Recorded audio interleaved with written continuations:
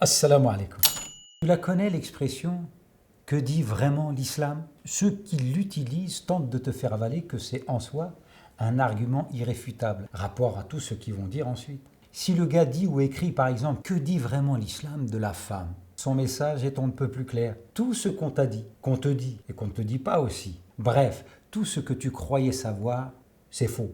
On t'a menti. Mais t'inquiète pas, je suis là, moi, pour toi, afin de rétablir la vérité vraie. Et la preuve, c'est que je vais te dire ou t'écrire ce que dit vraiment l'islam au sujet de la femme. Ok, seulement si tu tritures un peu le concept, tu vas très vite t'apercevoir que s'il y a ce que dit vraiment l'islam à propos de tel ou tel sujet, il y a tout le reste, tout ce qu'il n'a jamais dit. Et ce qu'il n'a jamais dit, mais qui dit quand même que c'est l'islam, qui le dit ? C'est à cause d'individus qui le lui font dire. Tu me suis ? Si tel est le cas, c'est pareil pour celui qui affirme qu'il va t'exposer ce que dit vraiment l'islam. Parce que là aussi, c'est lui qui le dit. De plus, l'islam ne parle pas de lui-même. Il n'a jamais dit « Écoutez un tel car il dit vraiment ce que moi, l'islam, je dis vraiment ». Si l'islam qui ne parle pas ne confirme pas les prétentions d'un tel qui affirme dire ce que dit vraiment l'islam, comment un tel est-il arrivé à être vraiment certain d'être vraiment fidèle à ce que dit vraiment l'islam ? La seule explication plausible serait qu'un tel en question s'est vu approuvé non par l'islam,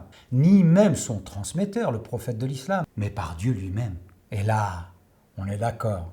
Mais non, non, parce que quoi qu'on dise, de ce qu'est vraiment l'islam, donc l'islam vrai, ça ne peut être que ce qu'en a compris un tel. Et qui que soit un tel, savant, imam ou prédicateur, il ne peut prétendre avoir cerné Dieu, fût-ce le prophète en personne. Quant au sage, il ne dira jamais ce que Dieu dit vraiment. Non, lui, il aura la prudence et la modestie de te dire « je déduis de ma compréhension des textes telle interprétation de l'islam ». Car c'est de cela dont il s'agit en définitive, d'une interprétation humaine. Et puisque l'humain est limité, son interprétation l'est aussi. Elle l'est d'autant plus limitée que le plus souvent, ce qu'il propose, ce n'est rien de plus qu'une interprétation d'une interprétation de l'islam et ou de Dieu. En aucun cas, ça ne saurait être l'interprétation de l'islam par l'islam ou de Dieu par Dieu. Enfin, ce que dit vraiment l'islam s'avère en totale contradiction avec les textes. En effet, comme cette expression revient à dire ce que dit vraiment le Coran. Celui-ci rappelle au chapitre 18, verset 109 « قُلْ لَوْ كَانَ الْبَحْرُ مِدَادًا لِكَلِمَاتِ رَبِّي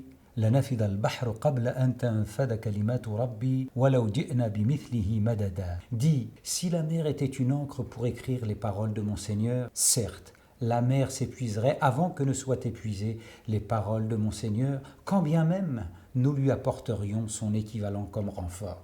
Par conséquent, l'interprétation, même du plus grand érudit, restera bien en deçà de ce que veut dire vraiment le Coran. Alors je ne sais pas toi, mais en ce qui me concerne, si je dois prêter l'oreille pour savoir ce que dit vraiment l'islam, je ne la prêterai qu'à celui qui me dira vraiment ce que dit seulement son interprétation de l'islam. Et ça, seul un musulman peut te le dire, un musulman qui te veut du bien.